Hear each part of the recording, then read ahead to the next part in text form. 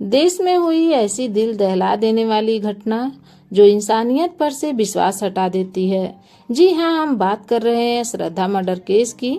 यह वह घटना थी जिसने हैवानियत की सारी हदों को पार कर दिया था, जिसमें एक दरिंदे ने एक लड़की के 35 टुकड़े कर उसको सड़क किनारे फेंक दिया।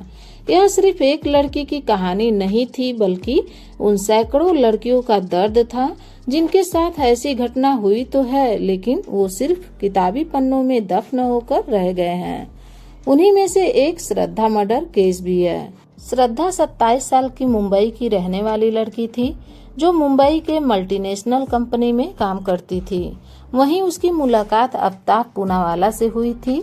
आपको बता दें कि श्रद्धा का पूरा नाम श्रद्धा वाकर है। जब श्रद्धा आफ्ताब से मिली तो उन दोनों की दोस्ती हो गई और फिर यह दोस्ती सीधे प्यार में बदल गई। श्रद्धा और आफ्ताब का रिश्ता साल 2019 में शुरू हुआ था, जिसके बारे में श्रद्धा के कुछ करीब दोस्तों को ही पता था, क्योंकि उन्होंने अपने रिश्ते के बारे में अपने घर वालों को नहीं बताया था। कुछ दिन बीतने के बाद श्रद्धा ने अपने परिवार को आफ्ताब के बारे में बता दिया, लेकिन दूसरे कास्ट के होने की वजह से श्रद्धा के परिवार वालों ने आफ्ताब को अपनाने से मना कर दिया। परिवार वालों ने श्रद्धा को समझाया कि वो आफ्ताब को छोड़ दे, लेकिन श्रद्धा ने उनकी बात नहीं मानी और आफ्ताब के साथ घर छोड़कर चली गई। कुछ दिन के बाद श्रद्धा की मां की मौत हो गई तो श्रद्धा अपने घर पर आई और कुछ दिन के बाद श्रद्धा वापस आफ्ताब के पास चली गई। श्रद्धा लाख गुना समझाने पर भी नहीं समझी तो उसके पिता ने और घर वालों ने उससे बातचीत करना बंद कर दिया था। आफ्ताब भी अपने घर वालों को श्रद्धा के बारे में बताया तो उसके भी घर वाले नहीं माने, वो भी जाति पात की ही बात करने लगे। तो श्रद्धा और आफ्ताब ने प्लान बनाया कि अब हम यहाँ पे नहीं रहेंगे, किसी और शहर चलते हैं। आफ्ताब और श्रद्धा मुंबई छोड़कर दिल्ली आ गए। दिल्ली आने के बाद वह आफ्ताब के साथ वो पहले पहाड़गंज के एक होटल में रह रही थी। फिर वो दोनों साउथ दिल्ली चले गए और वहाँ उन्होंने महरौली के पास एक फ्लैट ले लिया, जिसके बाद वो दोनों वहाँ रहने लगे।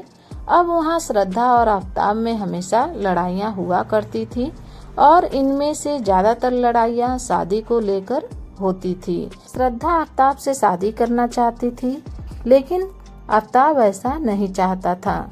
श्रद्धा के दिल और दिमाग पर आफ्ताब के प्यार का जादू सिर पर चढ़कर बोल रहा था। आफ्ताब पर श्रद्धा इस कदर फिदा थी कि उसे उसकी खामियां नजर ही नहीं आ रही थी। पिता से रिश्ता तोड़ने वाली श्रद्धा ने आखिरकार आफ्ताब से शादी करने का निर्णय किया था। शुरू में आफ्ताब राजी था, लेकिन श्रद्धा जब भी शादी की बात करती तो वह टाल देता था। वहीं पिता विकास वकार सोशल मीडिया पर नजर रखते हुए श्रद्धा के बारे में जानकारी हासिल करते रहते थे। दरअसल श्रद्धा हमेशा मीडिया पर अपना फोटो वगैरह शेयर करती रहती थी। दरअसल पिता बेटी श्रद्धा का भला चाहते थे और वह चाहते थे कि श्रद्धा जहाँ भी रहे और जिसके साथ भी रहे वो हमेशा खुश रहे, क्योंकि वो जब अपने माँ के मौत के बाद अपने पिता से मिली थी तब इस दौरान उसने बताया था कि आफ्ताब ने उसकी पिटाई की है।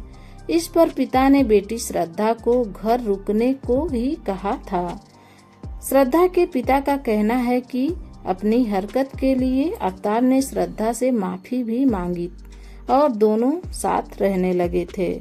जब एक सप्ताह तक श्रद्धा का कोई भी मीडिया पर पोस्ट नहीं हुआ तो उसके पिता विकास वाकर परेशान हो गए और श्रद्धा की तलाश में वह दिल्ली चले आए।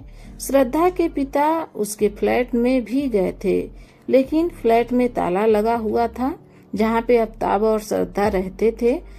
ताला लगा होने की वजह से वे महरौली के लोकल पुलिस थाने में चले गए और वहां उन्होंने अपने बेटी के लापता होने की रिपोर्ट करा दी। जिसके बाद जब पुलिस ने अपनी जांच पड़ताल शुरू की तो उन्हें श्रद्धा की हत्याकांड की खबर मिली, जिस फ्लैट में आफताब और श्रद्धा रह रहे थे वहीं के लोगों से पुलिस से पूछताछ करने पर ये बात सामने आई कि आफताब और श्रद्धा हमेशा लड़ते रहते थे, जैसा कि हमने आपको पहले ही बताया था। और एक दिन यह लड़ाई इतनी ज्यादा बढ़ गई कि गुस्से में आकर आफताब ने श्रद्धा को गला दबाकर उसे मार दिया और फिर गांजे का नशा करके उसने श्रद्धा के शव को 35 टुकड़ों में काटकर फ्रिज में रख दिया था।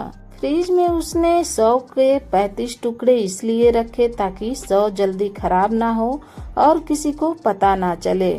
शव कट करने के बाद वो बाजार से परफ्यूम वगैरह लाता रहता था और घर में हमेशा मारता रहता था ताकि महक ना आए, स्मेल ना आए और किसी को पता ना चले।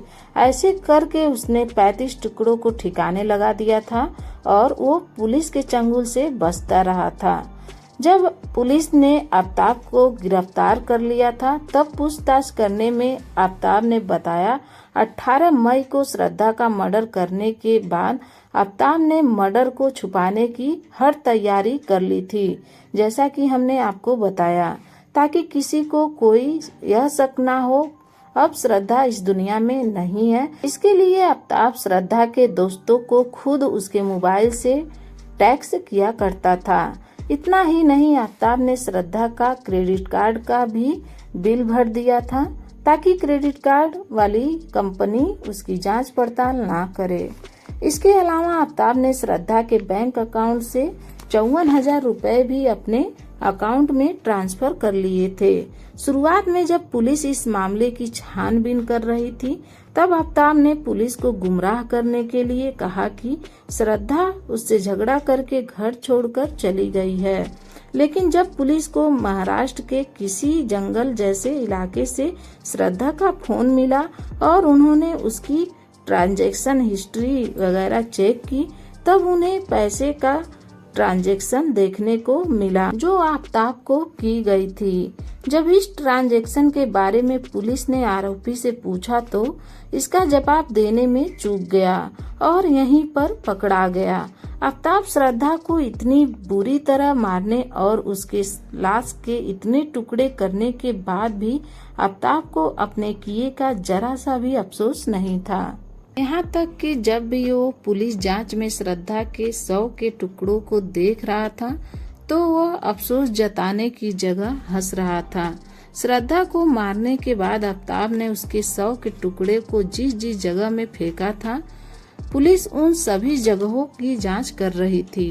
काफी पूछताछ करने के बाद आरोपी आफताब ने अपना जुर्म कबूल कर लिया और उसने बताया कि श्रद्धा के टुकड़े को वो रात में ले जाके कैसे ठिकाने लगाता था। जब सब लोग खा पी के सो जाते थे तब वो रात में निकलता था और जंगलों में फेंक के आता था। हाँ, मैंने और अपना जुर्म कबूल करते हुए आफताब ने इंग्लिश में कहा, यस आई किल हर। अगर श्रद्धा के पिता ने इतना ध्यान नहीं दिया होता तो श्रद्धा का केस दबा का दबा ही रह जाता। माँ बाप हमेशा अपने बच्चों का भला ही चाहते हैं। अगर श्रद्धा अपने माँ बाप की बात मान लेती तो शायद श्रद्धा के साथ ऐसा नहीं हुआ होता। ऐसे केस में सरकार को क्या फैसला लेना चाहिए, आप हमें कमेंट में जरूर बताएं। ऐसी कहानी के लिए हमारे चैनल को सब्सक्राइब करें।